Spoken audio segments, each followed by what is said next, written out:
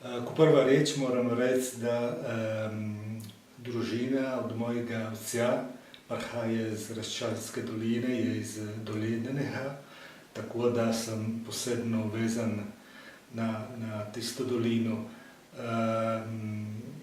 Še eno reč,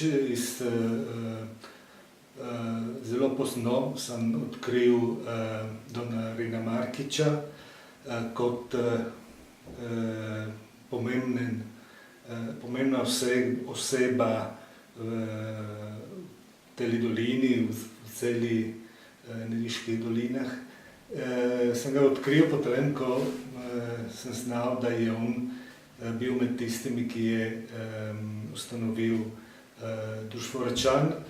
Čeprav moram reči, Don Rino Markič je bil tudi v moji šlahti,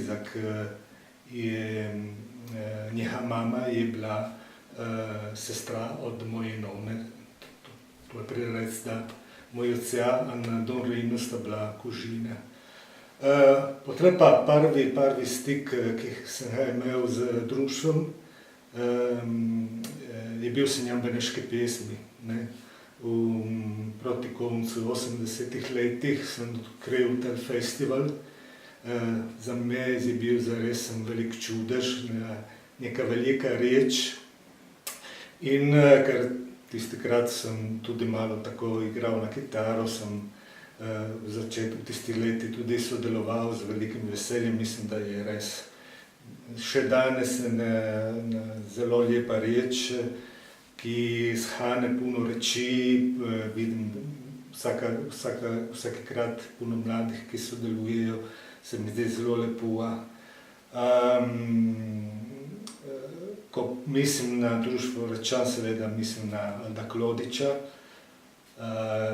Sem ga nimar cenil, sem nimar mislil, da je zares bila, je še danes neka velika duša naših dolin. In potem moram tudi reči, da druga iniciativa, druga pomembna pobuda, ki ga nosi nimar naprej Društvo Račan, je Unajburuna plava, kjer se vsako leto srečujejo pesniki in pisatelji. Dvakrat se mi zdi, da sem tudi sodeloval.